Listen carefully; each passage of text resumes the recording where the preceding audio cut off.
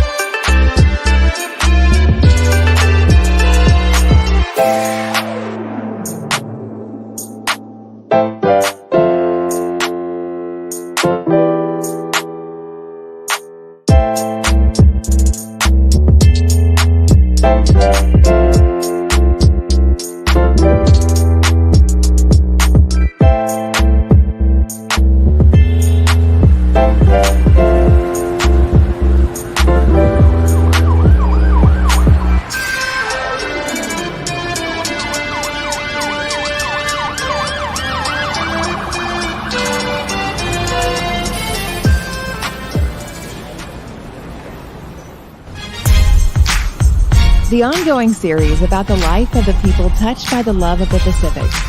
Here are their stories. This is Highway 54. Yo, happy Sunday, everybody. What up? What's up, brother? How you doing, man? Welcome to Highway 54. It's just the boys today. It was bound to happen. I get it, man. You know, we all got families, and sometimes Sundays is a hard day because we got things to do and homework to do and family time. So it was bound to happen. But I'm glad the two guys, not my well, yeah, I want to say my favorite guys that I know. Everybody here is good to go. But we've got some good stuff happening. I know this week was a reliever, but also some stuff happened. And one of my experts here, Carlo, has been. Anyway, sorry. Before I go on, how are you guys feeling? You guys good? Bro, Good. listen, the Chiefs are gonna be in the Super Bowl next week, man. I'm fucking ecstatic. So we're good, man. We're just rolling. I saw the playback afterwards and saw it, so that was pretty good on the football. So it was the two oldest quarterbacks playing, and yeah, is it the two oldest quarterbacks in history playing, or are we just? Oh, that was you talking about when it was the Saints and the Buccaneers. That was they had the oldest quarterbacks. They had Drew Brees and Tom Brady.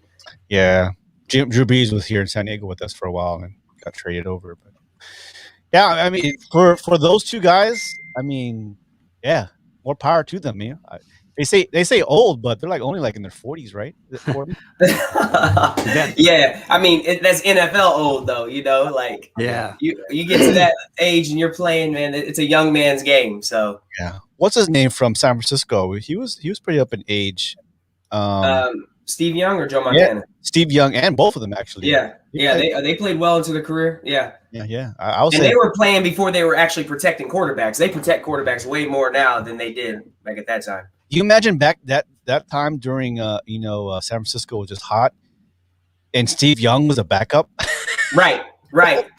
You roll from you go through all those Joe Montana years right into Steve Young, which is similar to what the Packers. You know, they had Brett Favre all those years, and then they had Aaron Rodgers. You know, they didn't get nearly as many Super Bowls out of as like San Francisco did, but still great quarterbacks right there. That's Yeah. Well, I'm glad that NBA and NFL is out sports is out there now, and people got jobs. I know people around that have employment around those sports, but also for us, street stress relievers. So that's one of the things before I go to what happened last week. Is what do you guys do? And we've got people watching. Got Stefan and who else? A couple of people. What do you guys do to relieve stress during these COVID times? I know, Carlito. I know what you do. Nah, man. I just play video games. That's get home, just relax, listen to some lo-fi beats, and kind of settle down. What games you play, Carlo? Right now, 2K, played some Call of Duty, Tomb Raider today. Basically, spent all day playing video games. I need to get your gamer tag, bro, because I'm on that Call of Duty. PlayStation. Yeah. What up, Abby? So games. Yeah, my brother does that pretty much all day. I get that. It's a stress reliever too to get what do you call that? Engulfed in playing games and talking to people. Hey, motherfucker, put the guns down. No, I don't play games, but if I had to, that would be good. I do. I like snowboard. I mean, I love snowboarding because you're outside, you're in nature, and then you're working out. I mean, it's like fucking like there's some days I have this little app and it tells you how many runs you do, your fat speed and everything. And there's days I'll burn 1,200 calories, out there snowboarding. So I love it because you're getting a workout in, and then just the beautiful views, and it's just fun as fuck. Yeah, dude, I've been just getting not jealous, but like, damn, man, I see all those pictures you be posting. Like, dude, you're way up there. Do you remember Fenton? Yeah. Oh yeah. Fenton. Yeah, he's an avid snowboarder. He's not next door. He's like Colorado, I think. Yeah, I didn't. And see, here's the thing. I'm pissed off at myself because I didn't take advantage while I was in Japan. I did never snowboarded while I was in Japan. I used to always be like, man, that's that crazy white boy shit. I'm not fucking with that. Like, I don't like heights and I don't like the cold. So I'm like, fuck that. But then I moved out here to Oregon, and man, it rains in the valley all the time. And it's like, how the hell can I get over this gloomy gray shit, So I started snowboarding. And when you go up there, there's no gloom and gray. You're above the clouds. So, you're seeing the sun. It's blue. It's beautiful. And but I am I found out recently I've injured my knee. It hasn't stopped me from snowboarding, but I have to get an MRI on Thursday. They think I might have torn my ACL. So and the doctor's like, I don't know how you're snowboarding on a torn ACL, but we'll check it out anyway. They're going to look at it, so we'll see. Wow. Yeah, I never got into I tried to ski. I got some weak-ass ankles, man. I fucking got the wrong skis, whatever. One of those ITT tours in Yokota.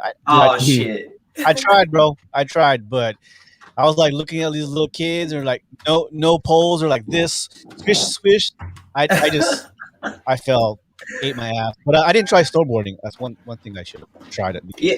I mean, I'll tell you right now, your first day snowboarding is going to be a motherfucker. It is very difficult. You're on your ass a lot. It's very frustrating. It sucks. Nobody has a first day of snowboarding. Like, it's never good for anybody. And I tell people all the time, like, don't judge snowboarding by your first day, because you're going to spend a lot of time on your ass and you're going to be very frustrated. It's literally that second time and that third time in particular is when you're like, oh shit, I've got it. I'm hooked, Like the first time snowboarding is rough.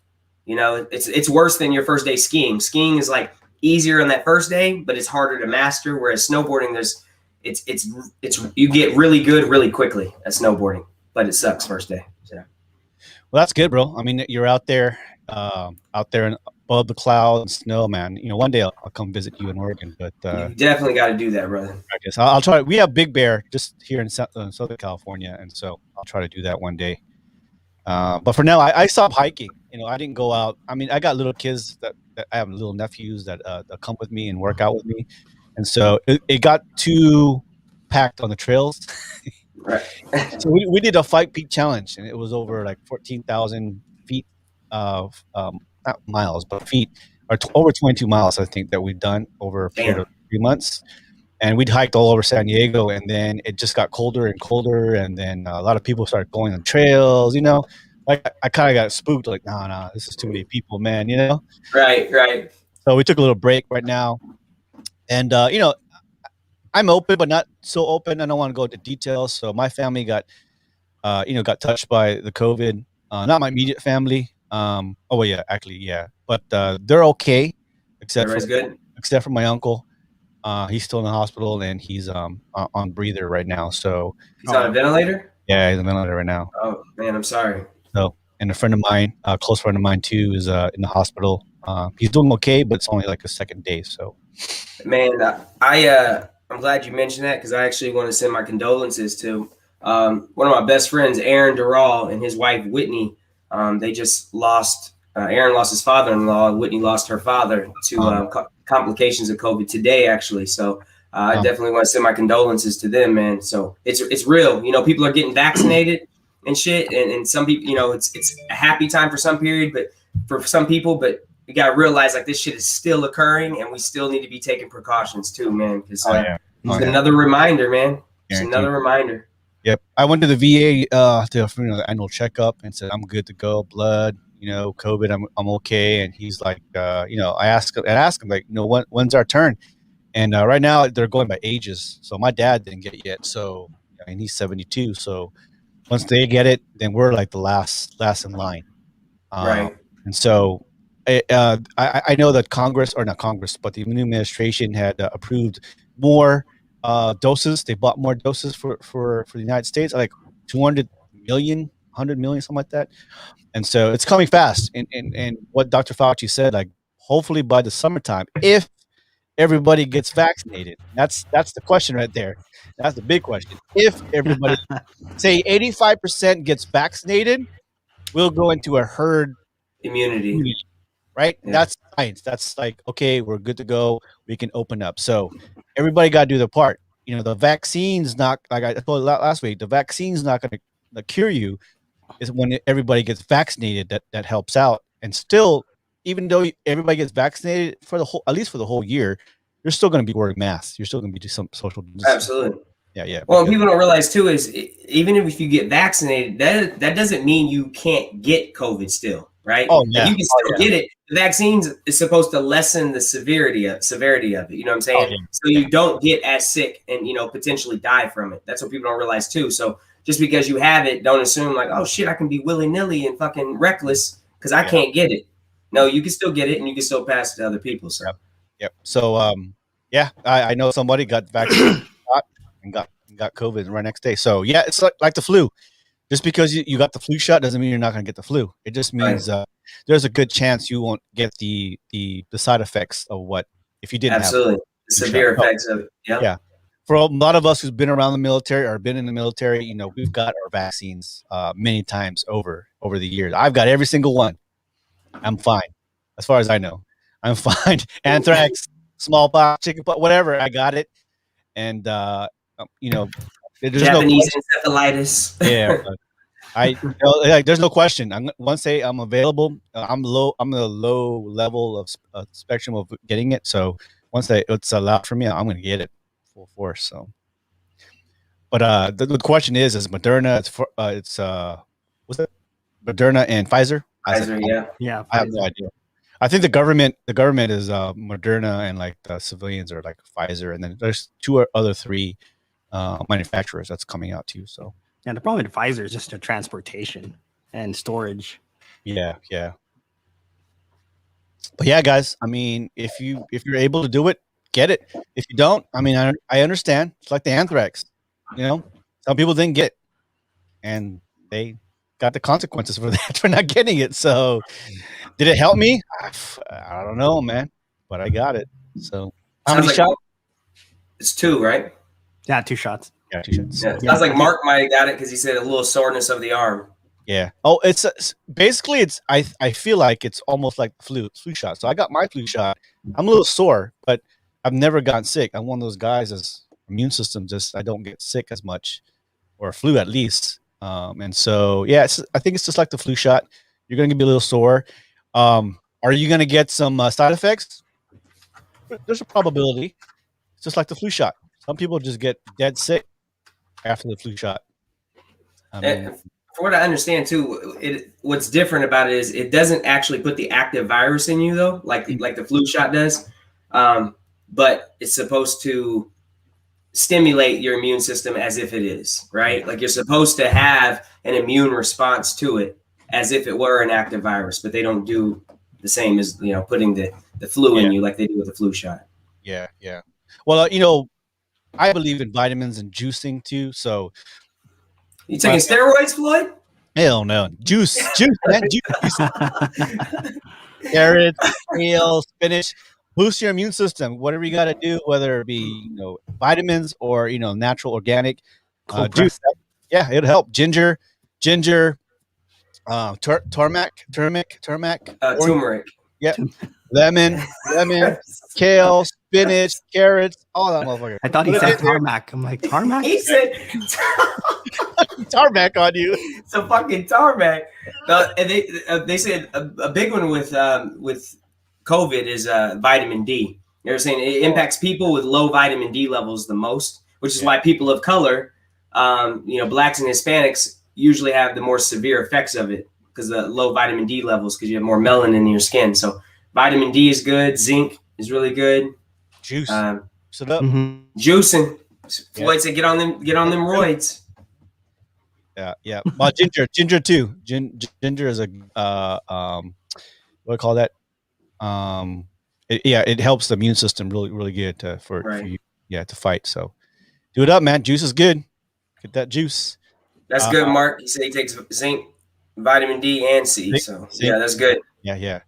I don't say it's going to cure you, but what's going to happen is it's going to help you. If you do get it, it's going to boost your immune system and then fight that virus. Yeah, those supplements aren't for a cure though. It's preventative. That's preventative maintenance. That's shit you need to be taking beforehand so you don't get sick in the first place. Yeah. Awesome. Well, so that's kind of news there. I know some people have taken it. Some of my nurse cousins and respiratory therapists and doctors. So, we'll give you more update on that. Zinc. Yep. Zinc is good. Mark, little 50 meg there. All right, Carlo. So the big news last week, someone made some money. Someone fucking lost a lot of money, man. Billions. So let me tell you the story here real quick. So this little boy in San Antonio, 10 years old, the mom bought him $60 worth of shares of GameStop, 10 shares.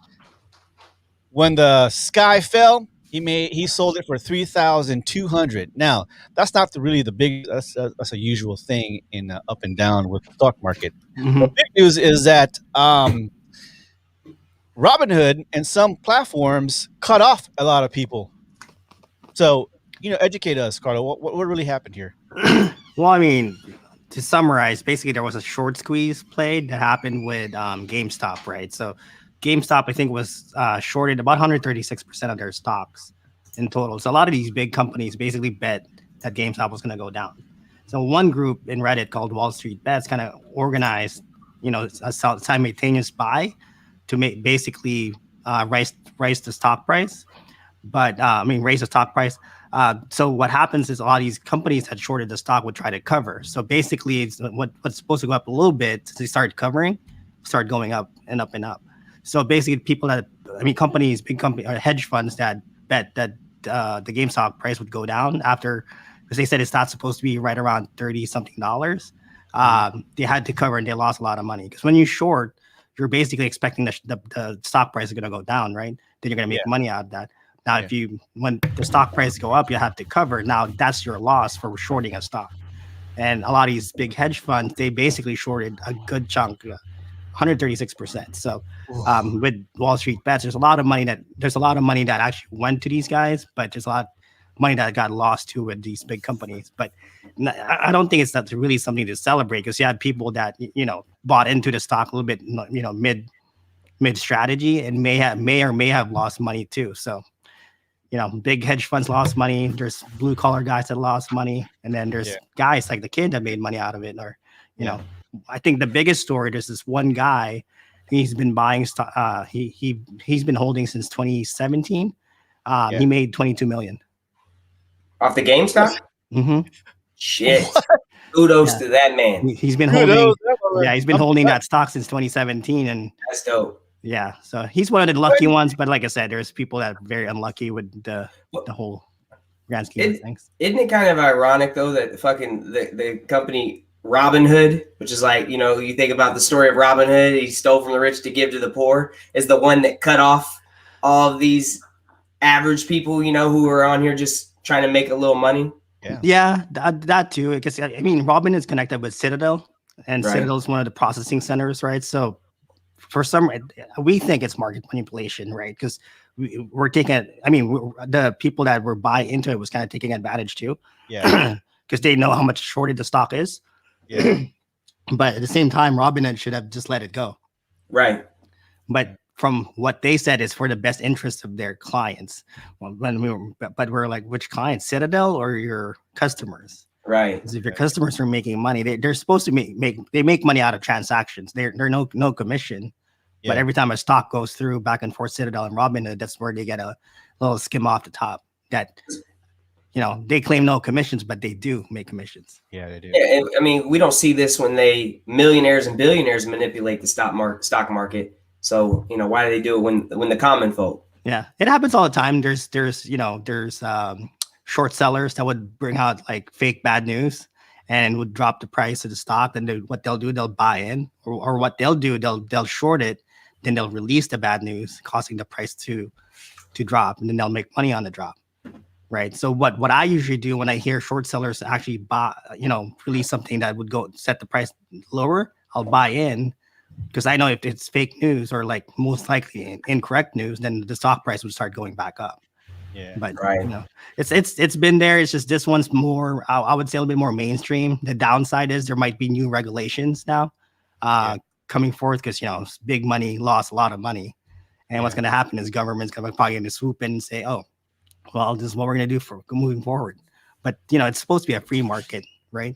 Yeah. Well, so what's the deal with AMC? Is the same thing with GameStop? Same thing. They targeted GameStop. Number 2 was AMC. I think a few more. NAKD was another target. It was like 12 or 13 of them that they did that with. Yeah. Right now, the AMC is like the number 2 because, you know, the percent of how much it's shorted. They're targeting silver right now. So if you look at silver, got halted too. I think almost close to the close of Friday. So when the average, not even the average, okay, so let's say that the middle class and below figure it out, you know, we gang up together to manipulate the stock market like those guys and girls have been doing for years and decades. Like, oh, wait a minute, now it's a problem, right? Now it's a problem. Yeah. Right.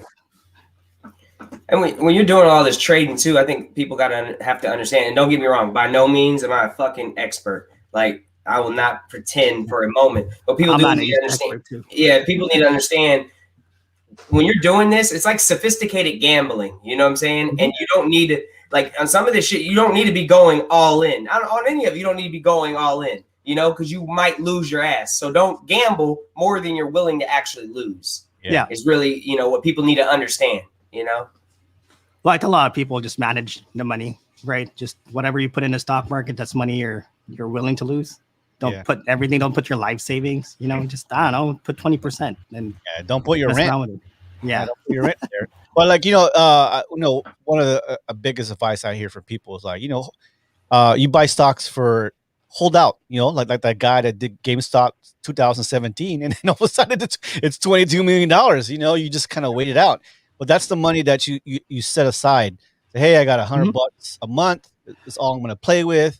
You know, I'll buy 100 here, 100 here, 100 here, 100 here, 50 here, and then just hold on to it. Well, I'm not a CFA, but my biggest advice to like friends that would go in, I tell them, hey, if you really believe in a company and you think the company's going to grow, buy a couple shares, you know, see where it goes, and just hold on to the volatility, and you know, maybe 5-10 years down the road will grow. Create it like, you know, tuition money for your kids or something. Yeah. I got a couple years ago, I got into the cryptocurrency for a little bit. I was doing the Ethereum and Litecoin and shit. And the shit was so volatile, man. And I was just like, I held in there for a little bit. And then once I made my money back, like what I put into it, I was like, I pulled my shit out. So, and not that I'm advising anybody to do that, you know, like, because there are people that do, you know what the fuck they're doing and they make some money. But for me, it's too risky. I don't like the volatility of it all. Yeah. I've been about 1.5, and then I got a little fit, some I broke even. Just trying to play with it, and so it is, man. No, unless you're watching it, like I know, like Carlo sometimes watch. I have a friend who watches it every day and kind of understand up and down and where to pull in. But day trading is another level too. So you have to really know what you're doing, or at least have a good That's insight. like a part-time, full-time job by itself. Oh yeah. They wake up like 4 a.m. and shit, and like wait the stock markets to come up, and as soon as the bing, bing, bing, bing, bing, either you buy or you sell. It's exciting, but I actually made more money swinging than day trading. Hold on, what the fuck are we talking about right now? Swinging? What are you swinging? Oh, I swing stocks. Okay. Not the other kind of swings, but right. Well, we can do, Carlo. We can do a little bit of updates on day trading. Oh no, you can't. Tricky. Yeah, it has a lot of people would probably come after us if we put in the wrong stocks. So there's a lot of legalities and disclosures. So fuck that. Need IRS somebody on our ass. I heard this Highway 54. Y'all trying to share some information, huh? Highway 54 pumping and dumping stocks now. Right. Yeah. Buy Hooters today. Hooters all. Everybody buy Hooters today. We're going in hot, baby. What's that video store? Blockbuster. There's one here in Oregon. I think it's the last one in the U.S. Dude, I want to visit that. That's awesome. It's in Bend, Oregon. Yep. You come up, we'll go hit it up. Yeah, really? I think it was that or the second one that closed down. They have an Airbnb inside the store. No, really? Yeah, I'd heard something about that. I don't know if it's the Bend one or if it's another one, the one that closed before the Bend one they turned into an Airbnb, or if the one in Bend you can do. I don't know, but yeah, I've heard that. I heard about that. That's pretty cool. Yeah, I've been actually looking for Blockbuster vintage stuff, so I've been on the lookout right now. Signs, shirts, and all that stuff. Yeah, VHSs. Oh, so you really trying to bring Blockbuster back, huh? Trying to, man. I'm just trying to get this shit popping. Just do a Reddit. Do a little Hollywood video. Put some Hollywood video out there. Shit, let's go. All right. Let's do it. So, that's a little bit about stocks right there. I know I play a little bit, but some people are more involved. But it's hard to give advice too. So unless you know what you're doing, so yeah, I try not to give stock advice because they don't watch it like I do, and then people call me like, "Hey man, you told me to get this one stock." I'm like, "Motherfucker!" What the fuck? So I stop. I'm like, whatever. Yeah. Stop doing it. All right, man. So I have an issue. I have this one article here. It went kind of viral. So you guys know Cardi B? Never heard of her. What? Cardi B. Oh man. So Cardi B is going viral on a Twitter. She got that wow. Yeah, Cardi B was kind of desperate one day because she has acne problems like everybody else in the world, and asked on Twitter, what her honest post was empowering because she asked for. So here's the exact tweet. I've been breaking out lately, and my face is extremely dry. I don't think these products are working. I think it's water out here. She wrote, "What are some good products for little blackheads and blackheads and breakouts on dry skin on your face?" And it touched a lot of people because you think that celebrities look flawless, they look nice, they always have perfect skin, but in actuality, they're just like us, and they break out. Now, I've had acne throughout my years growing up. My challenges, I've taken Accutane, I've taken Retin A, I've taken all, and you can see a little bit of my scars and melasma. But have you guys had any problems with acne throughout your years, or? When I had that, probably like junior, senior year when I first started getting some acne, and then like freshman, sophomore year of college, and then I took Accutane for a year, and bruh, I don't think I've had a fucking pimple since. But the Accutane is really strong. I mean, like they gotta check your like liver enzymes and shit and kidney function, like so you don't know what the fuck that shit does long term if you're on it for too long. But I took Accutane for like a year, and yeah, I mean, my shit was good after that. So I didn't know that. Yeah. How about you, Carlo? Never really had issues. I don't know. I just didn't probably care. You're always Mr. Pogi all the whole time? Huh? Yeah. El guapo. Yeah. But, I think it hit a nerve to a lot of people because it seems like, when you see celebrities, they got a lot of makeup on. You know what I'm saying? Even the most popular, like Brad Pitt, Cameron Diaz, they've all have acne problems. And of course they have regiments, and they go they have regiments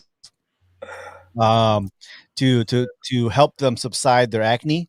I knew for one that Brad Pitt had a long challenge with that, but he had a esthetician to take care of them all, and it's all diet. If you have acne problems, I know one thing because I'm gonna be a licensed esthetician. Try milk, drop dairy. I didn't know that I was allergic to dairy. Every time I drink dairy, I like cereal, I like ice cream. I'd always break out, and I didn't know that too. That kind of was the cause of me having big breakouts. You know what I'm saying? Yeah. So once I started going to almond milk or soy milk, whatever, I've had really have a problem. One or two here and there. So I still have acne, adult acne. But adults, even if they didn't have acne in their early years, can get it, in the 30s and 40s. It's just hormones or change of diet and all that. So, yeah, it just shows you guys and girls that there are a lot of artists out there and celebrities who are still battling the same thing you guys are going through. It's all makeup, yo. There's a lot of beautiful people in general, man. I see some of these people on Instagram, these Instagram models and whatever. They look beautiful and flawless, and sometimes they'll do the like a natural selfie and show their shit, and they've got all blemishes and stuff. And it is things that we all deal with and go through. And Stefan, he said, "You nice, beautiful black man. This dude is one of the most handsome cats I know, and has the fucking clearest skin on earth, and never needed anything." So, Stefan, yeah. Well, black don't crack, and Asian don't raisin. So we all know that. That's a lie, Flood. I'll say, hey, let's keep it real. They hit about 65. It goes from 65 to 105. It does. It sure does. Isn't it about the age though? I know that was in Japan. I can't say that. Oh yeah. No, Asians and Asian chicks. Yep. Yeah, we get old real quick. But you'll see like a 52-year-old Asian chick, and she'll look like she's 23. And you're like, what? There's a lot of them. There's a lot who are 50 and like they're like fit, and they look like they're 30. Like, yeah. Yeah. Oh shit. Yeah. That's when they hit 60 something. They kind of changes everything. Yeah. I'm not talking about everybody, but just experience. Right. I know. Like, like, damn, gonna give me any fucking trouble. Hold up. All right. So I know if you saw our earlier part in introductions, you'll see Bernie Sanders, that meme of him like on the chair, sitting down with that brown coat and little mitt, just sitting there. He has an envelope on his under his arm and shit. So Bernie Sanders, man. We all know Bernie Sanders. He like, okay, you make fun of me, I don't care. So he turned around that meme and he sold shirts, sold out within like a day or two. And then his mittens were also a meme too. Dude, get this. He sold those mittens. He made $1.8 million. He donated to charity, all the charity. Yeah, in a very typical Bernie response to donate it to charity. Bernie's a good fucking dude, man. I know people like to shit on him. Republicans like to call him a socialist, and the establishment Democrats like to hate on him and shit too. But Bernie is a good fucking human, period. Yeah. Regardless of whether you agree with his policies or not. Agree. Yeah, I think he's one of the guys, if you hear him 20, 30 years ago and to now, he's the same thing, man. He's talking about the same stuff. I'm sorry, I'm laughing at Abby's comment. Asian women go from damn, how old are you to damn, you old overnight. That is true. But my mom, she's taking care of herself, and she's like almost 7 years old, and she's like, I said, mama still look good. Shit. Mom look good, man. Mm-hmm. I got my looks from my mama, so she good to go. But yeah, see Bernie Sanders, man, always on point. We can always count on him. Honestly, and we talked about this. If we wanted change, actual change, even as quirky as he is, I'm telling you, he would have done it. Absolutely. Yeah. And you get a motherfucker like Bernie who cares. Because then you think of like Joe Rogan podcast. Joe Rogan had Bernie on. Before that, he didn't he didn't fuck with Bernie. He's like, this dude's a whack job. He's too fucking far left, blah, blah, blah. Joe Rogan had Bernie on, and Joe's like a libertarian, but he had Bernie on, changed his whole perspective. He's like, dude, this dude's the guy that should be president. Yeah. He's like, this is the first politician he said he had on there. And he's like, it wasn't any bullshit, wasn't any, like, I'm trying to say the right thing. He's like, this dude actually lives and breathes what he's talking about, and he cares. And that's the thing, man. Mad love for Bernie Sanders, bro, forever. And it cracks me up when people try to talk shit on Bernie. Yeah. Fuck you. You know, and get this, man. You can correct me if I'm wrong. It wasn't because most of the people didn't want Bernie. No, a lot of people wanted Bernie. You're talking about the average people wanted Bernie, but the problem is, like we all know, the powers that be are afraid of him. They don't want him to be up there, so he'll change too much. Well, and that's the thing too. We can't pretend. That's what I tell people all the time with Democrat, Republican, all that bullshit. Like, no, there's fuckery that goes on both sides. Because remember, Bernie had the momentum against Hillary, right? Yeah. In 2016. And then, they fucking pulled a Robin Hood on his ass and kind of kiboshed the whole motherfucking thing, right? With Bernie and shut him out and all that shit. So then it's the same kind of thing with this year. Bernie had the momentum, but then what they do? The Democrats had everybody pull out one by one and everybody start backing Joe Biden, And again, not to go all through it because Joe Biden is our president now, but that was a calculated effort by the Democratic Party. So we know that they have a flawed system as well, Yep. I agree. I mean, how old is he now? How old is Bernie? Bernie, shit. Fucking 70-something? He's got to be like 76 or 74, 76. Yeah, he'd be way too old in 2024. Oh, no, 2024, it ain't even. No, this was his last run, man. And I guess that's the sad part, is just knowing that he'll never have an opportunity to be president. And that's the thing too. Like, people understand, like, a 2/3 vote of Congress. He's 79, bro. Damn. Okay, he's 79. But yeah, I mean, done. What's up? Yeah, he's pretty much done. I don't think he would be like 73? So it'd be 83. 83, I'm sorry, 83, yeah. Yeah, no, it's not happening. They knew it was his last run, but Bernie cares, and regardless of whether people believe in his programs or not, like, the dude would have been a great leader, but it is what it is. It is. All right, guys, let's go on to our show. We have a good show today.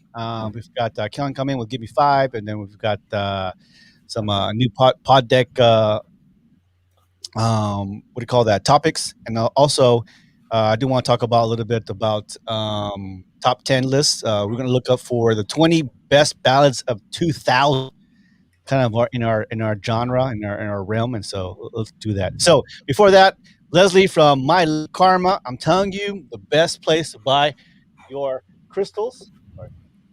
If you were here last week, comment right here.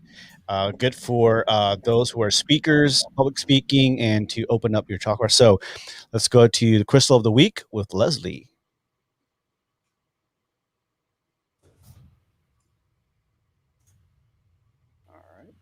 Hey guys, it's me, Leslie, bringing you the crystal of the week. This week's crystal is malachite, and with its beautiful green energy rays, malachite is dedicated to our heart chakra. Green is the middle spectrum, and it represents healing, health, growth, and abundance. The heart governs the ability to forgive, find compassion, and love. Malachite is a stone of abundance, manifestation, and intention. It absorbs energy, drawing emotions to the surface, clearing and activating all of the chakras, but especially the heart and even the throat. Don't forget to check us out on Facebook and Instagram at My Lucky Karma, and swing by our Etsy shop. Keep spreading your love and light. And until next time, namaste. All right. My Lucky Karma with Leslie. Give it up, everybody. Good job. She's been actually pretty busy. And so I know she only is herself working there, but she has a little small shop there just above LA. And so she has an Etsy, she has a Facebook, and she has her own website. But just hit her up on My Lucky Karma, and look for those crystals or rocks that you were interested in. She'll take care of you. All right, guys. So let's go into our top 10 lists. And our top 10 list for today is the best ballads of 2000. I think most of us were, teenagers or young 20s at the time? I was like a freshman. Wait, the decade or the year 2000? Yeah, the whole 10 years. Hold on. Okay.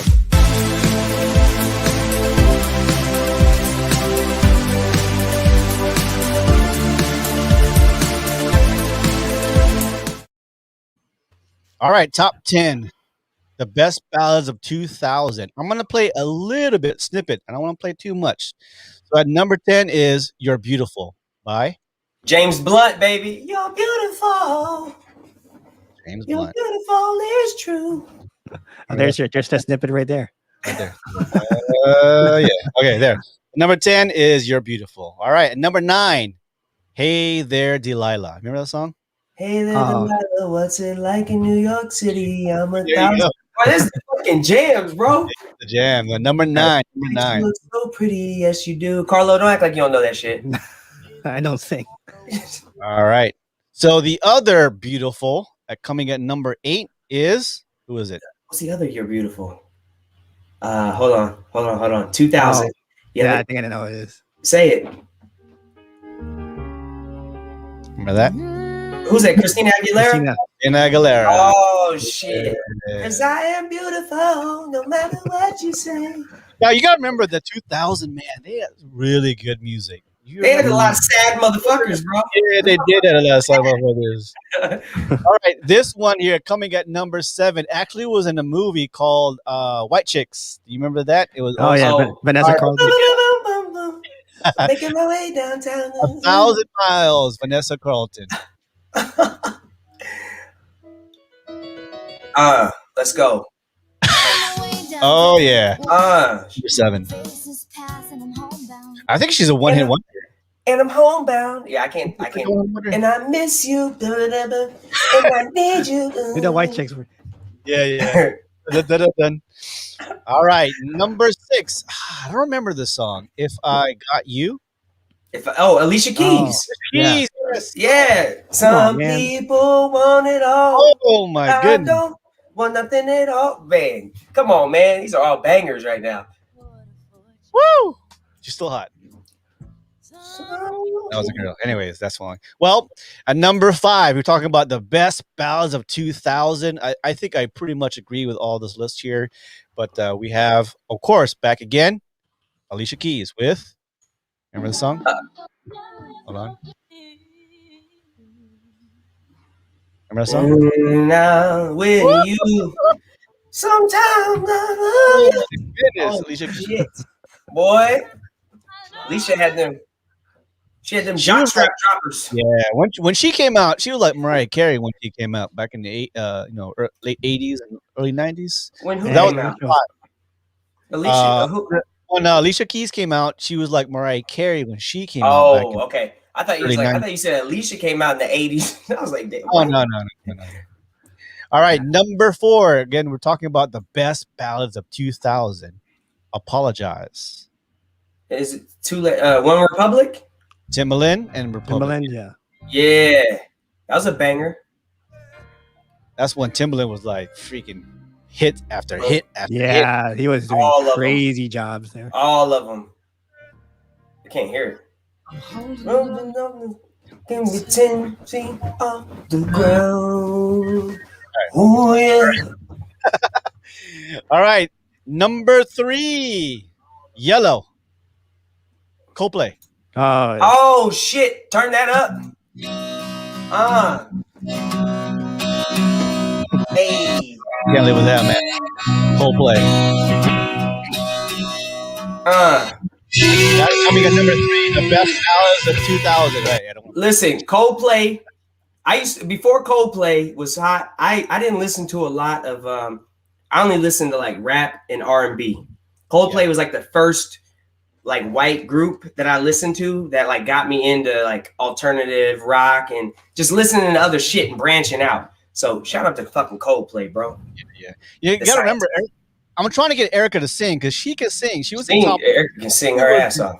Blues, and she can sing. I remember that on Unit versus Unit karaoke back in Japan. Dude, that girl can wail. So She can blow. one day we're gonna fix her mic. We're gonna make her sing. All right, we've been talking about the top 10 2000 best ballads of all time. All right, we're coming at number 2. JT, everybody. Remember that song? oh yeah. The beat. Oh, that was a cut. This was another one by Timbaland, right? Yeah. Yep. And The remix with 50 Cent was flames. With 50 Cent was ripping on that bitch. So before I go to number 1, so that was JT, Cry Me a River. And you remember that song was who was that for, right? Oh, that was Britney Spears. Yeah. He was throwing shots at Britney. Oh, here she was. Did you see Britney Spears lately? Yeah, I love her, but man. No, Britney's been going off the deep end, bro. She's her shit is. You see her on Instagram? She's in a mental health crisis, bro, for real. Something I don't know what's going on, man. She's that consortium, whatever, where they have people like take care of her money. Like she. Yeah.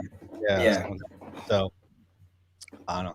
I feel for you, Brittany. Brittany, you were the pop princess at the time, but I was going on. So number, let's go with some honorable mention.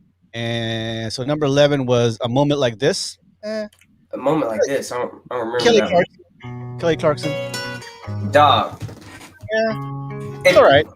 If they gonna do Kelly Clarkson, bro, it's gotta be Since You've Been Gone, I Cannot Breathe for the First Time. Ballad. That's why is that not a ballad? That's in between ballad. Yeah.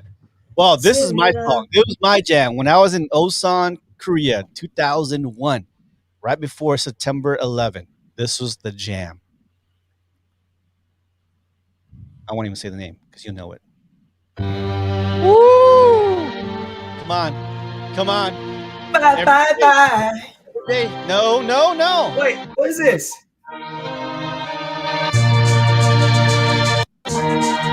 You don't know You're yet. beautiful. Oh yeah. Nelly Furtado. Oh, that was a good one. Yeah. I'm like a bird. Number 13. Oh, finally we've got Brittany here. We Belong Together. I guess that's so. Mariah Carey, bro. That's Mariah Carey. Sorry, Mariah. What?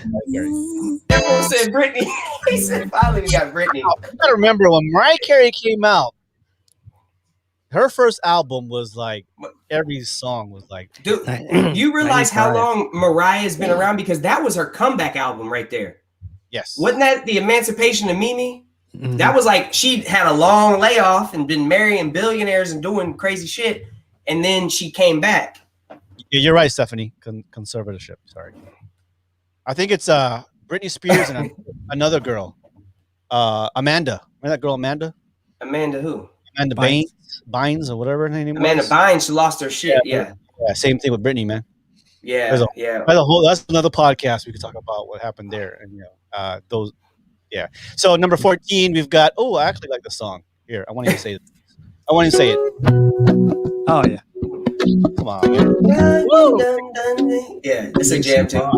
Yeah, everybody had a cover of that one.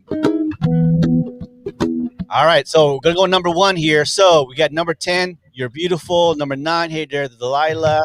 Number 8, another beautiful Christina Aguilera, 1,000 Miles. Number 6, Alicia Keys, If I Got You. Another one, Alicia Keys, Falling. Number 4, Apologize.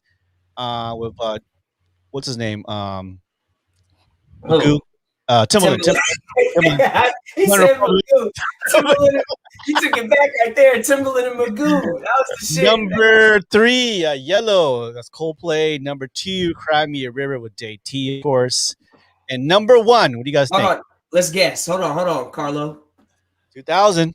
Okay, hold on. Male or female artist? A woman or a man? It is a group. It's a group.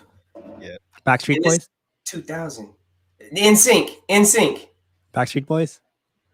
Oh wait. Blink 182. Close. You're very close. Oh, close. Blink 182 with a ballad. It's a band. Number 1. Best New Radicals. You're close. You're very close. What? You're in the same ballpark right now. Fuck, I don't know what's going on. All right, here you go. I won't even say it. Number 1, best ballads of 2000. Oh shit! This is my shit, bro. Had me laying down in traffic. Snow Patrol. Yeah.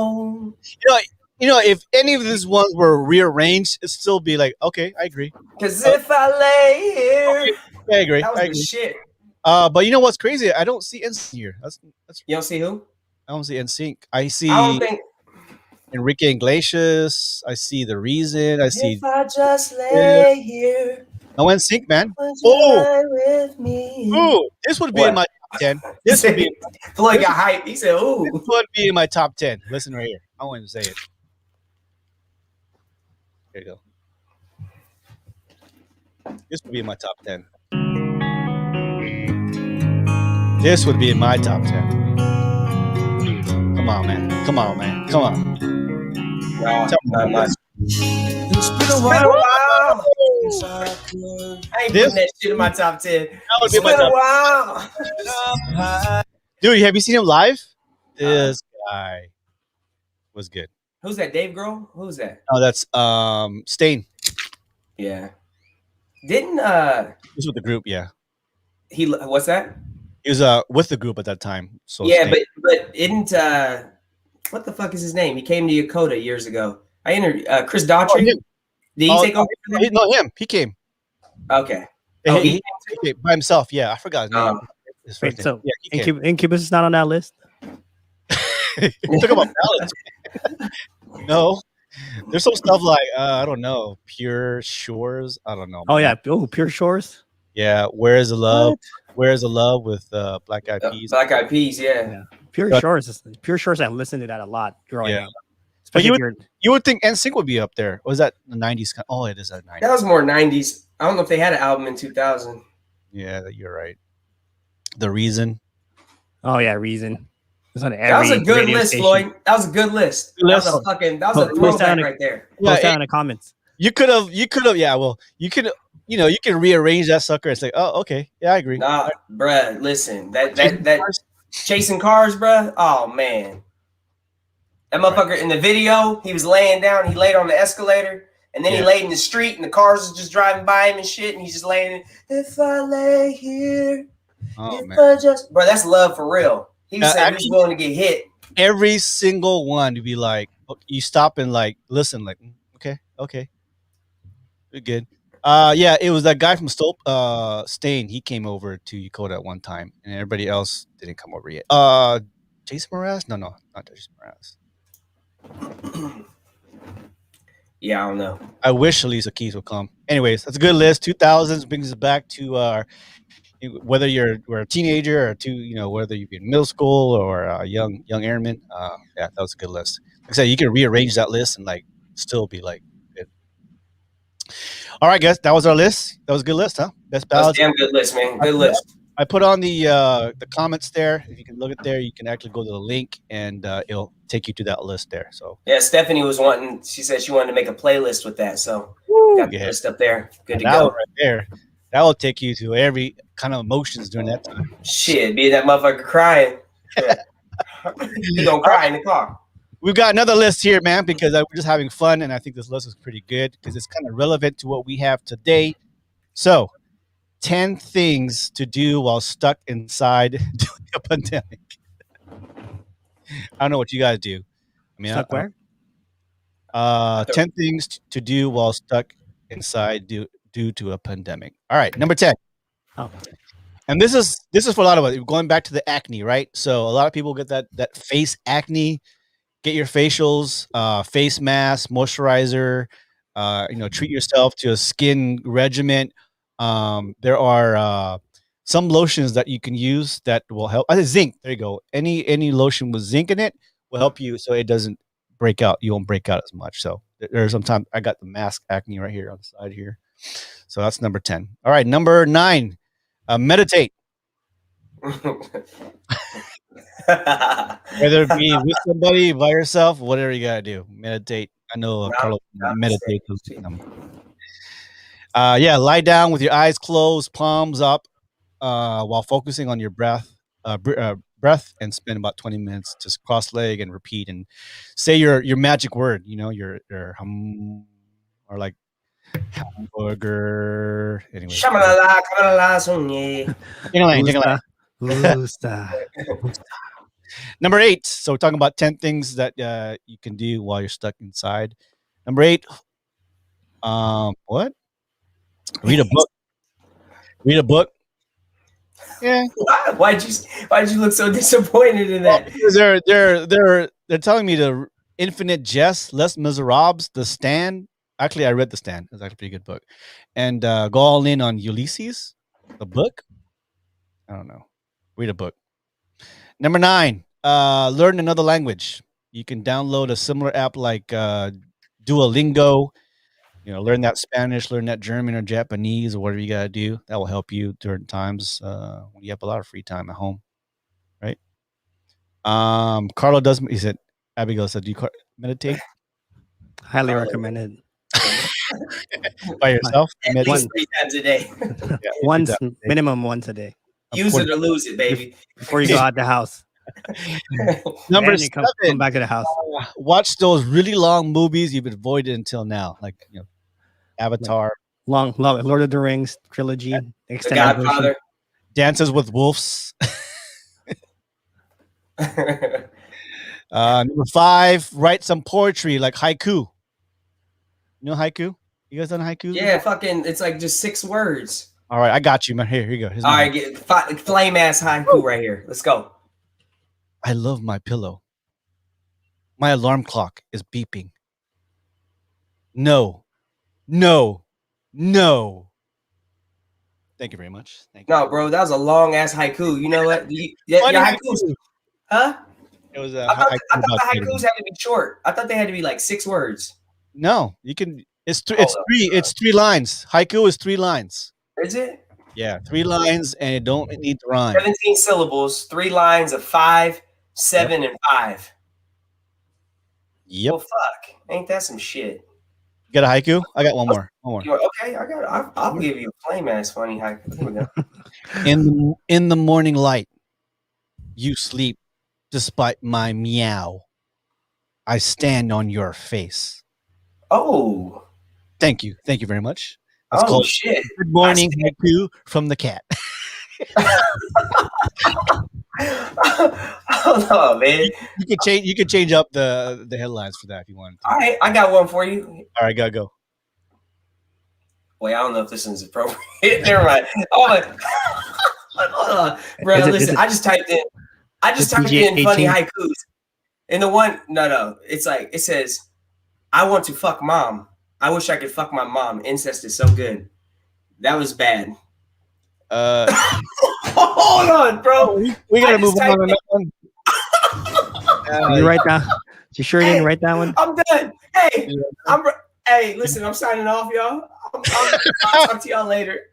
Did you bookmark Wash your eyes. Listen, hold on. Here, let me redeem myself. Hold on.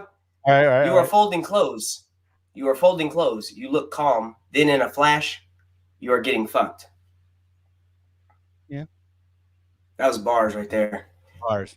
Listen, it's on India Times. There's 27 shitty haiku poems about sex that are also awkward and sexy. So the moral of the story is some fucked up ones in here. Yeah, do some haiku and release some stress. All right, number 4. That was number 5. Right, Bro, that's fucked up. Number 4. Text all your exes. I'm done. Dog. Wait. Number 4. Text all your exes just in case you have one more thing you want to tell that motherfucker. Oh, small pause, bro. Don't do it. Here, I'm posting. Don't do it. Don't do it.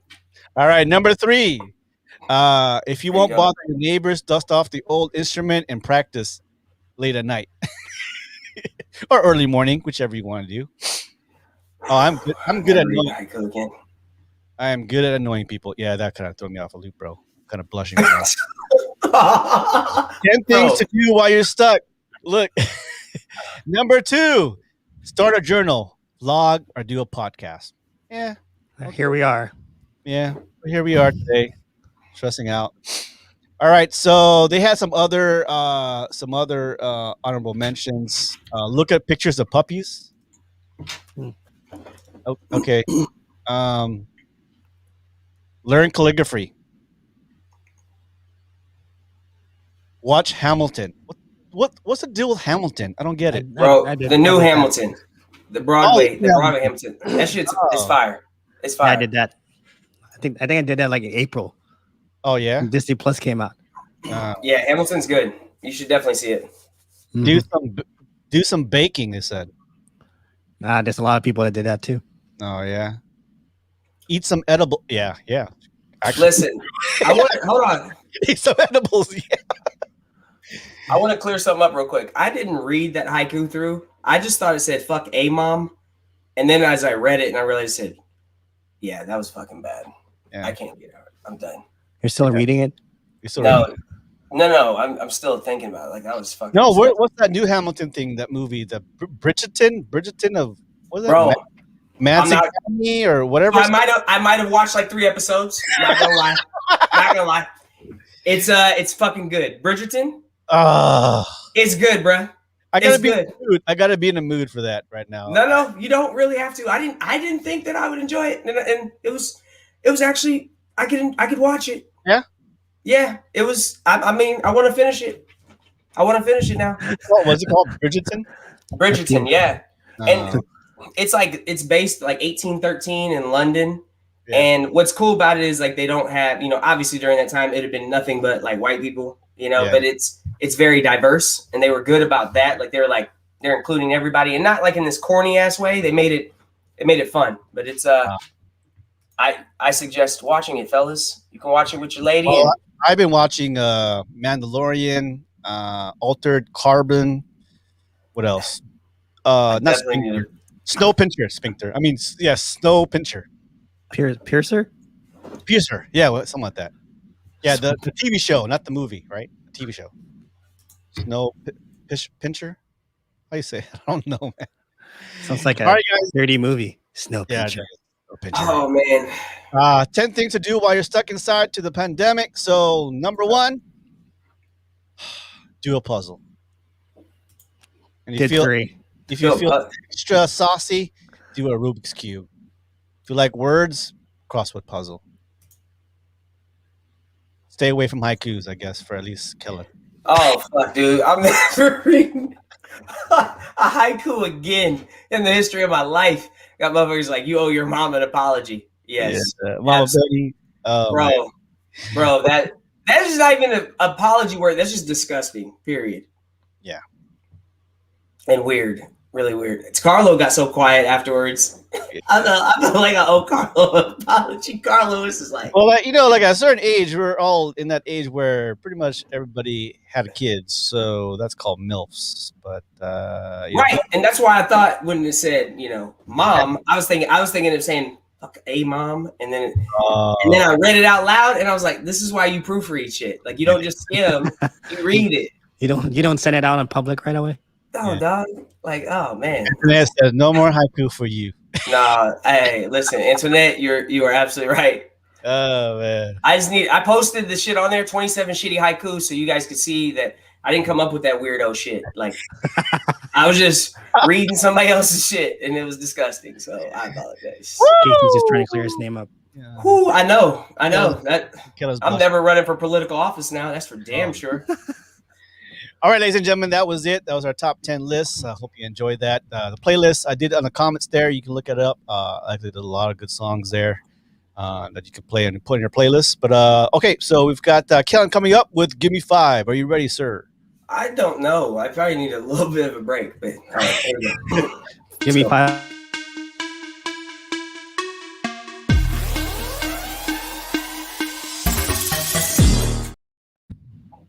All right, today's Give Me 5. With myself, I'm trying to snap out of that weird haiku mood and go into something a little bit serious. But tomorrow is February 1st, which is obviously the shortest month of the year, but it's also Black History Month. And I bring that up to say, obviously with the insurrection and Trump and all the shit that has happened the past few weeks, there's been a lot of anger and hostility and whatnot in this country. And I've also seen a lot of like racial shit still occurring. And I actually had some close friends of mine get involved in some stuff and still having some very deep and hard conversations with people. And for myself, and I know for many other people of color, this isn't just Black folks, but there's many people of color, we're kind of tired, man. It's like it's 2021. and we're still dealing with racism in America. And we still have people who don't believe that the white supremacy is a thing, and white privilege and things. And I get it. Like, it seems like it's very attacking to you and whatnot, but you have to understand that it is very prevalent in today's society, and people of color are not making this shit up. So I want to challenge all of you, my friends and family, and of all races and all ethnicities, but especially my white friends, especially white people. This is for you. Educate yourself this month. Take these 28 days and learn a little bit of our nation's history, and truly understand it. And I realize that's not to say that every person of color knows and understands the history of our country, but we live a lot of these things that you think only exist or only happened in the past. So this would be a good time for you to educate yourselves. And I have some recommendations for that. So for those of you who like podcasts, there's a great podcast. It's by Scene on Radio. Scene on Radio does a podcast, and in their season 2, there was the Seeing White series. And it breaks down the history of racism, starting with the Dutch slave traders in the 1600s. And it brings it all the way up until current time. And it doesn't just talk about slavery and how blacks were treated. It talks about the mistreatment of Asian Americans in this country. When Asians first were coming over here, it talks about the mistreatment of the Native Americans, obviously, and the pretty much fucking genocide that occurred. It breaks down all of that. So the Scene on Radio, Seeing White series, again, it's season 2. Check that out. It's there's like 16 parts to it, and they're different lengths. Some of them are 20 minutes, some of them are 45 minutes, some of them are an hour or something, but it's well worth it. If you're just riding, it's a good one to listen to. I've listened to it probably like 5 times in total. And even as a black person, there was a lot of things in there that I already knew about, but there were some things that I'd never even heard, some stories, and it was phenomenal. And it's narrated by a white guy, and I can't think of his name off the top of my head, but I remember initially I felt some type of way. I was like, how is this white dude going to break down racism in America as a white man? And I could not have been more wrong. He was phenomenal. He also had a black counterpart that he kind of would bounce things off of after each series or after each segment. So check that out. Scene on Radio's Seeing White series. I think Floyd might be able to post that later or something.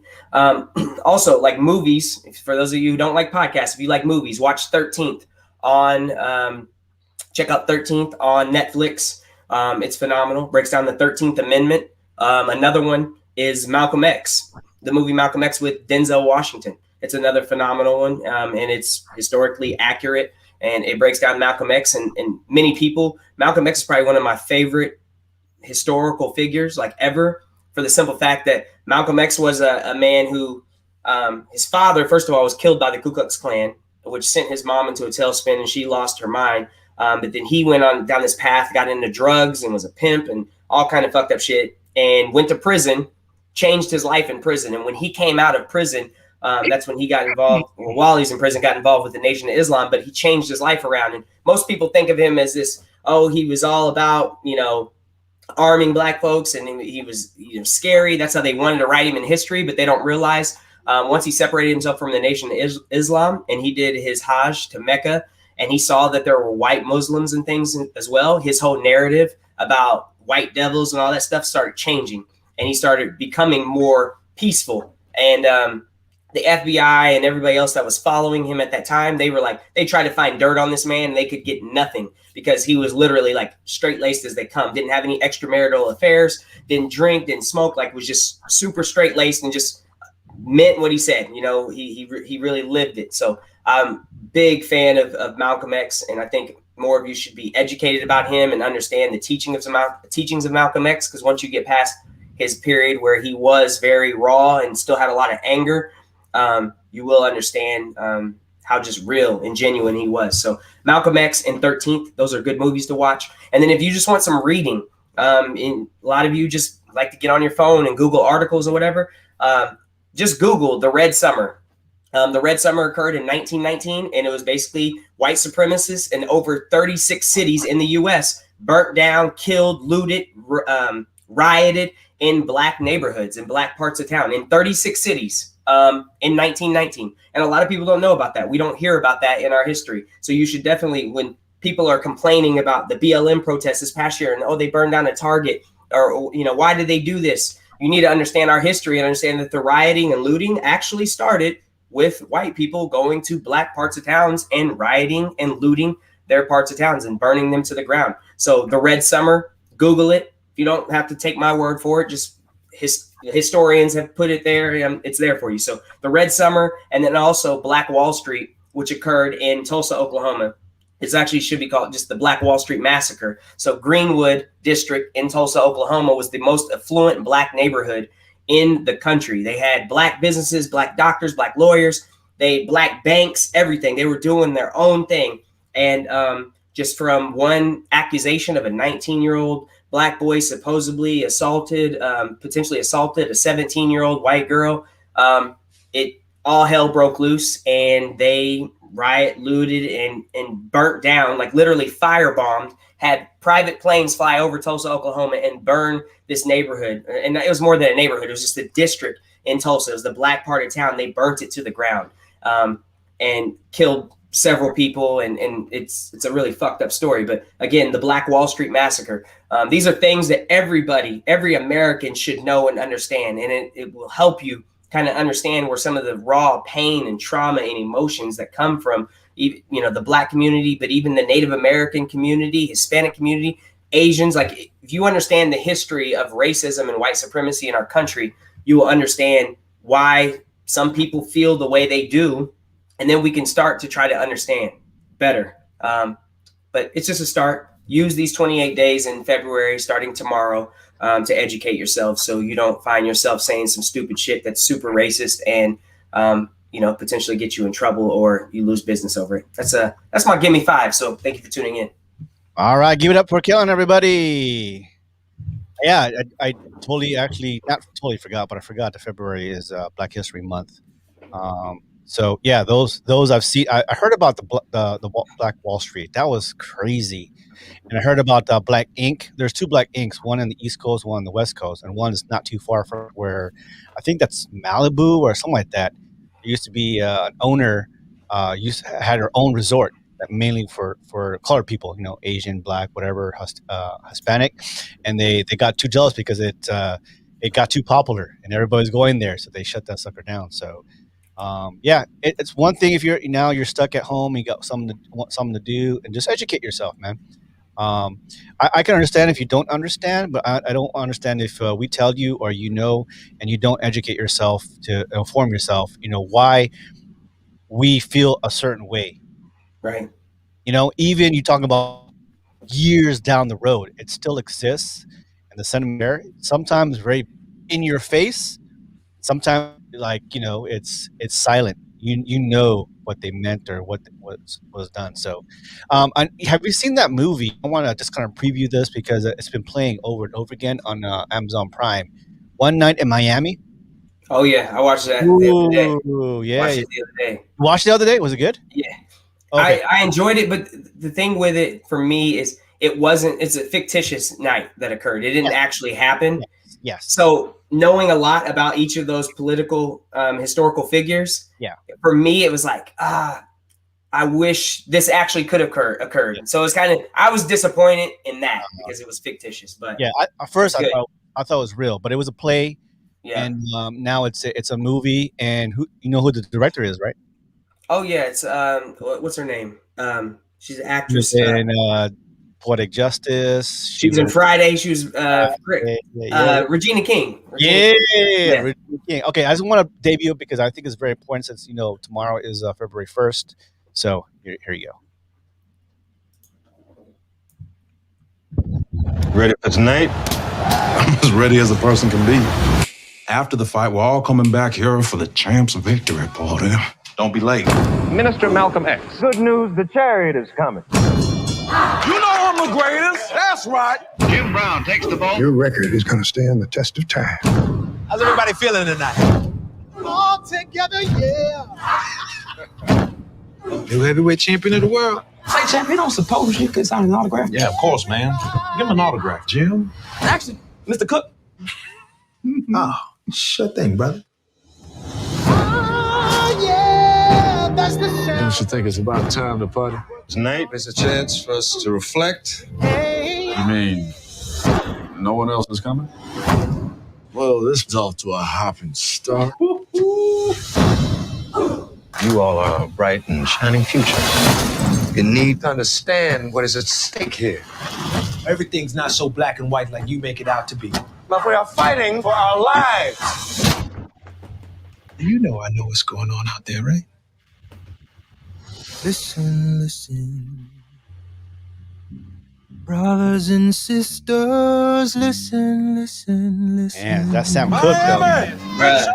Swear Sam Cooke. we'll never find a way to where we're going all alone. The goal is for us to really be free.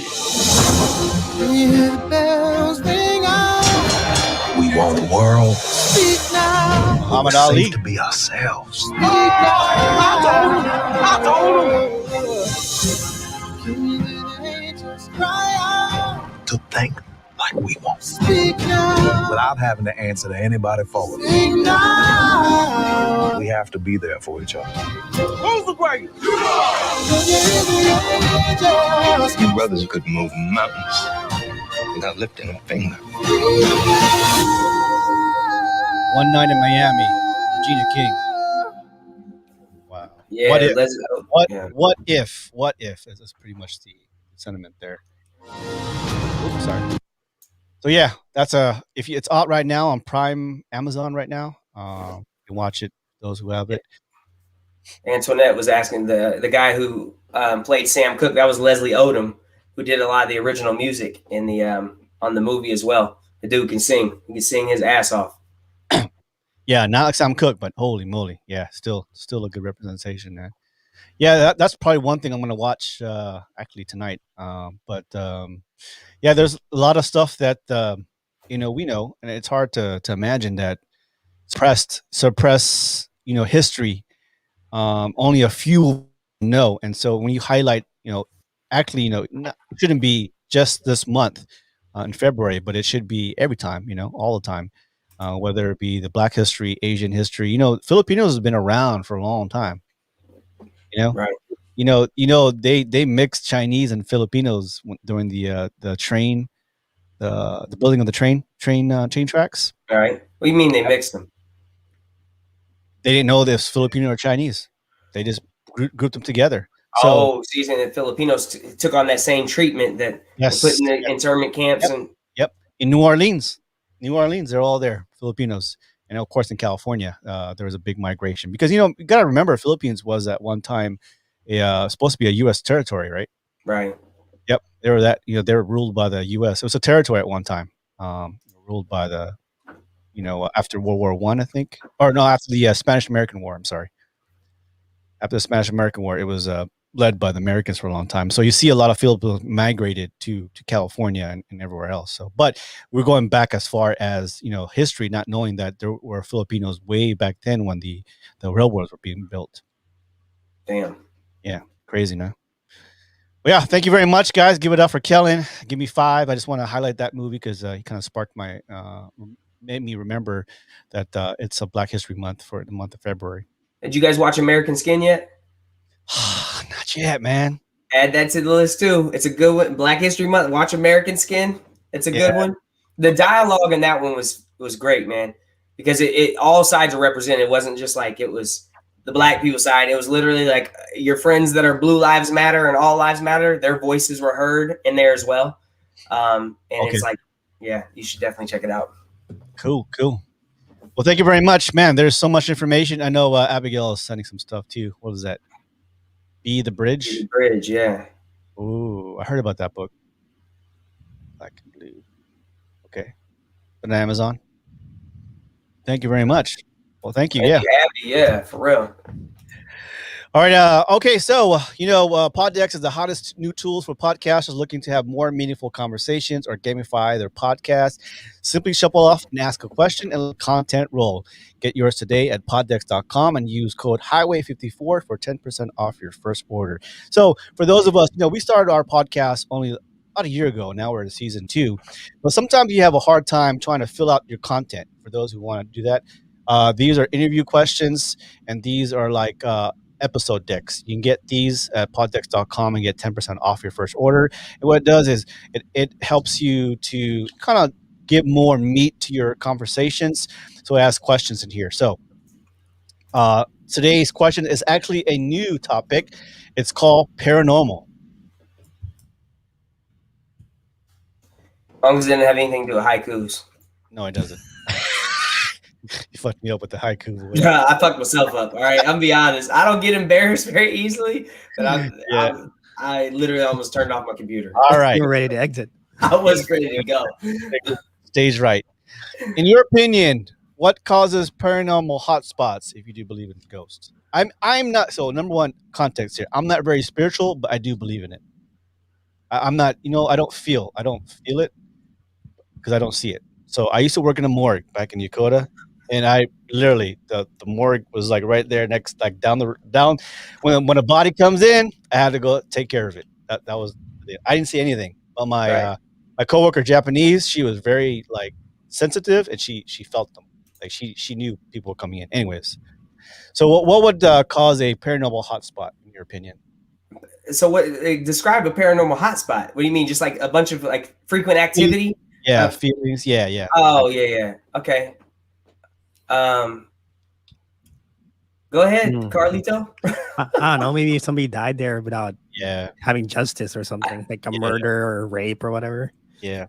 I feel like it's gotta be places where it's like somebody went through a lot of torment and anguish. Like, you know what I'm saying? Like Indian burial ground type shit. Like or fucking like where like slave quarters or I don't know, just thinking for some other fucked up shit, like Auschwitz, maybe over there, like people really went through some fucked up shit, and there was a lot of souls that were just lost in that particular area.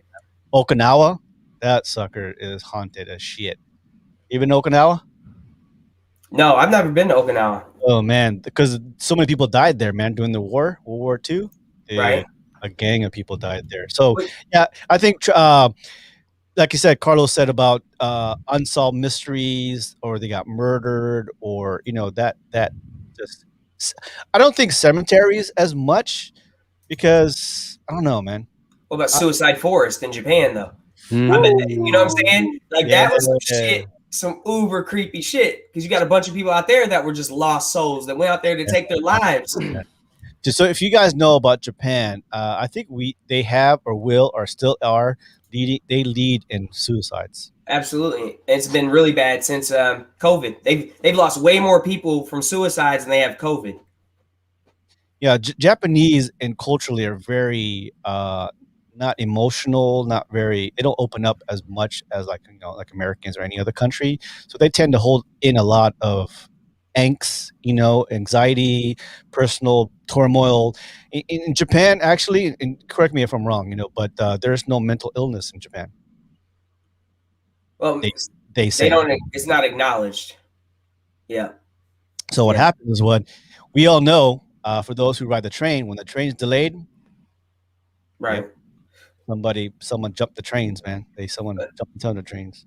Well, some of those train lines though, they sue the family of people who jumped around the train line. So they said they have significantly less of that than they used to, because I guess it used to be really bad. But they don't do it as often because people don't want to shame their families.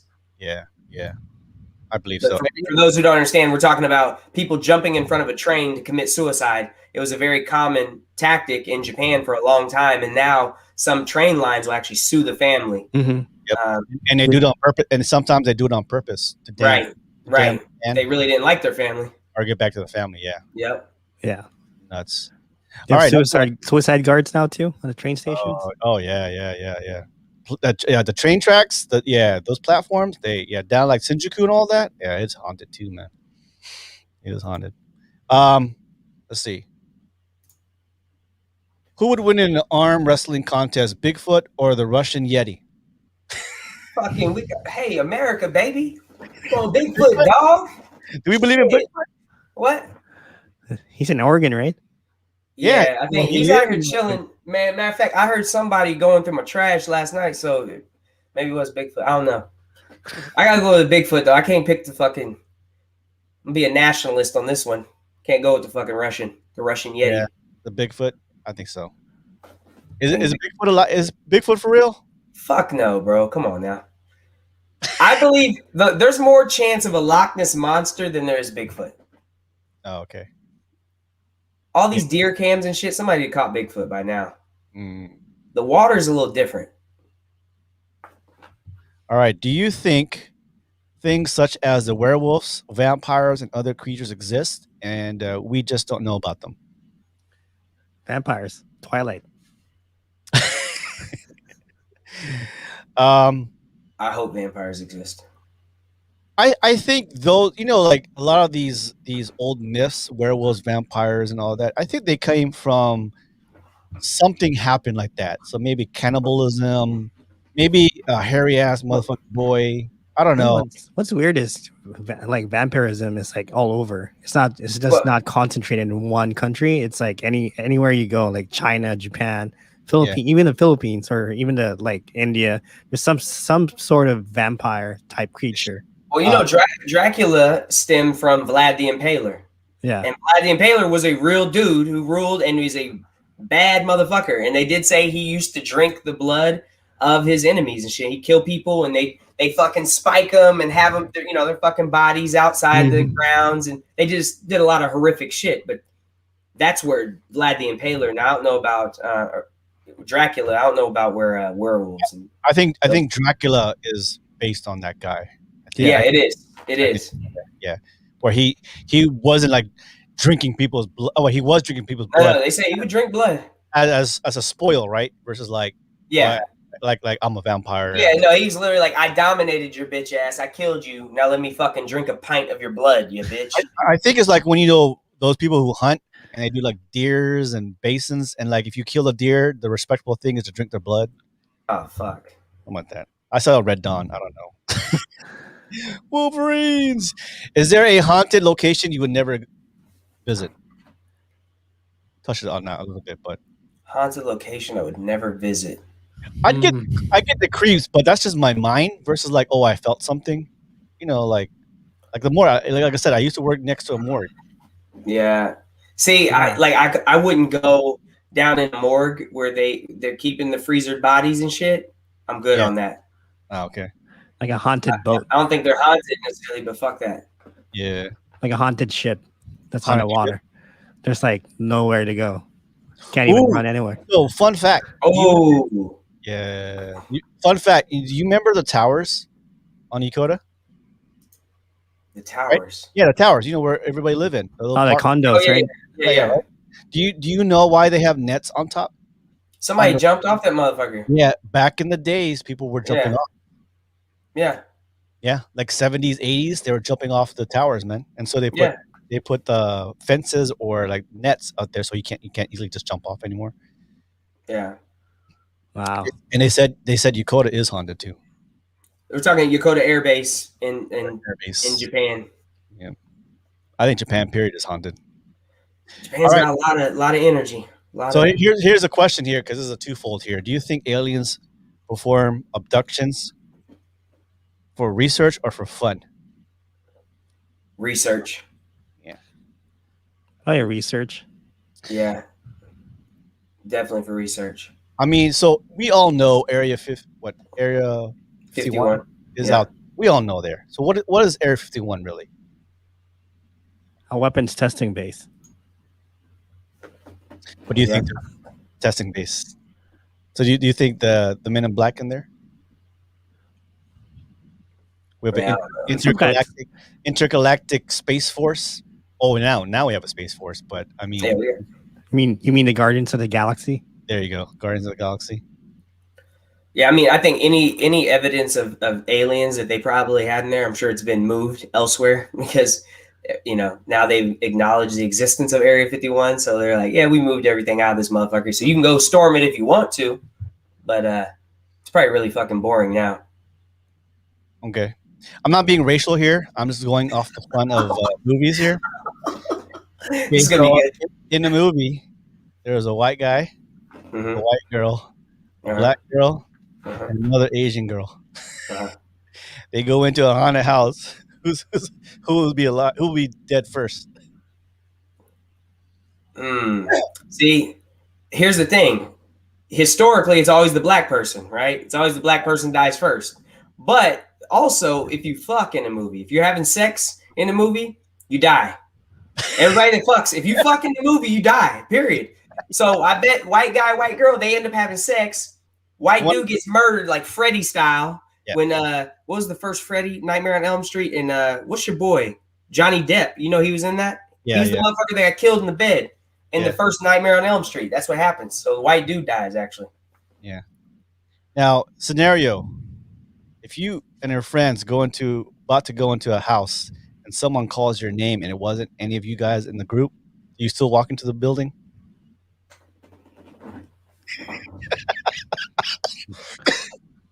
If it's a haunted house, no. If it's just a random house, I'm going home. Or if Dexter said, "Hey, Kellen, we should follow the footprints." That's always that shit too. You're like, why? Why are you going to go in there and investigate for what? Yeah, no, we calling 911. We're calling the police right now. Yeah, no, I'm not calling. I'm not even calling anybody. I'm just gonna go home. Get the fuck out of here, right? Start packing up. Like hell no. Right. Want to move to a different town? Is that bloody footprints? Yeah. Put in my notice next day. Quit my job. All right. Here's a different town. Have you ever used the Ouija board? Yes. No. I have. Also. Yeah. I think I saw this one movie one time and I just never touched it. Yeah, and I was always the motherfucker moving it too. I ain't gonna lie to you. Like, it's not like freaking people out. So I just ever so soft. They're like, "Oh my god, it's moving! Oh my god!" I'm like, "Yeah, bitch, I'm moving it. Don't worry about it. I'm in control." You're gonna die. Would you ride a haunted roller coaster? Wait. A haunted roller coaster. How's a roller coaster haunted? Like, what does it do? There's those old rickety, old time. We have someone here in San Diego. Roller coasters that people died or decapitated or whatever like that. Right. And Disney is supposed to be, what's it called? Space Mountain or Thunder? Yeah. Something is supposed to be haunted too. I don't really think about it. Like for me, I'm spiritually sensitive, so. So what's supposed to happen there? Are you supposed to see, like, you see a dead body like riding with you or something? You see the ghost riding. See, that shit would be creepy. You take a picture and there's someone next to you or behind you. Oh yeah. I burn that picture. Move. Never go to Disneyland again ever. Oh, this is a real good question. Like I said, Disney is supposed to be haunted, but anyways, are nice ghosts actually angels? No. I think they're just good-spirited people who lost their way. Well, I get fucked up with those movies about the demons and Satan. That one TV show, Satan, and all that, where demons are angels and angels are demons or angels. I don't know, man. Angels in the Outfield? Something like that. No. I love that movie. That was a good-ass movie, bro. Yeah, I watch all that shit because it does scare me, but I like it. Like I like, but it doesn't. I don't know. I'm more scared of shit that feels like it could be real than I am that shit because that shit doesn't feel real to me. Have you ever been? Your body's dehydrated and you wake up, your eyes are open, but you can feel somebody next to you, on top of you, behind you, and you're trying to wake yourself up. They call that. What do you call that? Sleep paralysis. You can't move. Oh my god, yes. I've had that a couple of times. I have too. I have too. I've had it several times. What do you end up doing? What do you do? Go back to sleep. I do. I sit there. I'm like, fuck it. I'm gonna sleep. The motherfucker kills me. He kills me. Because if you try to think about it, it just gets worse and worse. Dude, you feel them like right next to you, like just digging into your side, or right next to your on top. I've never felt them touch me.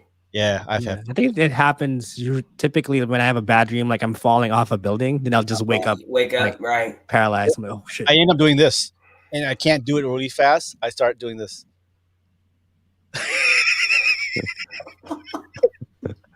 really slow, thinking that's gonna help. I don't know why I keep doing that, but I keep doing that because maybe you try to go here. You try the side of the cross. Yeah. You try.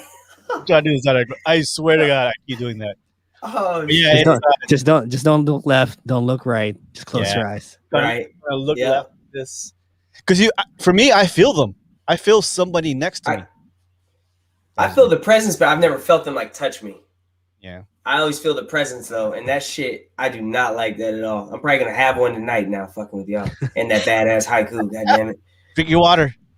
All All right, last question here. We're talking about paranormal. If you knew that the house was haunted, but it was really cheap, would you buy it? To sell it, yes. Like, wait a minute. That house is $500,000. That house is $500,000, and this house is $100,000. What are you not telling me? But by law, I think they're supposed to tell you like someone died there or whatever or all that stuff, man. But you wouldn't buy it? I'm not buying it, bro. Fixer upper. 150,000. No, it's 150,000 mansion. No, I'm not doing that, man. I feel like that's bad karma. I buy it and then sell it to somebody. Yeah. It's fucked up. Sell it to a church or something. And then what if you can't sell it though? What if you have it? Then you end up losing because you have to sell it for cheaper than what you bought it for. No, bro. This is what you would do. You know it's haunted because okay, it's haunted. I'll buy it, fix it up, or whatever I gotta do. I won't live in it. I'll Airbnb it and sell the shit out of it. Oh, and market it. Market it as a haunted Airbnb. Hey, now you're talking. Now you're talking. Five people died. Yes. Yeah. Now you're talking. That'd be dope. One guy died because of a haiku.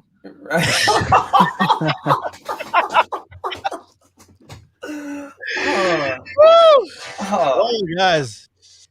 Well, happy Sunday, guys. It's just the three of us, but we made do. We had fun. Shout out to all our guests. Who's there today? Abigail. I know she is doing something right now. Stephen. John, Stephanie, Kayla, yeah. Amber. Everybody, man. It's all counting friends. Carlo. He said Carlo. Mark Shonda. here. Yeah. Thank you guys for coming out. HWY 54. Antoinette. Yep. We'll be back next Sunday. This will be recorded. So if you missed us, you can watch the rest of what we did. Really good stuff today. Very insightful. Thank you very much, Kellen. Can we cut out the haiku? Can we cut out the haiku? You did haiku. That's the fucked up part about live shit. Don't forget to follow us on YouTube too.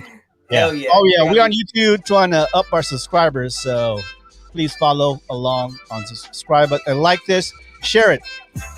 Enjoy your company, guys. Have a great day. Have a good Sunday. Till next time. This is HWY 54. Peace.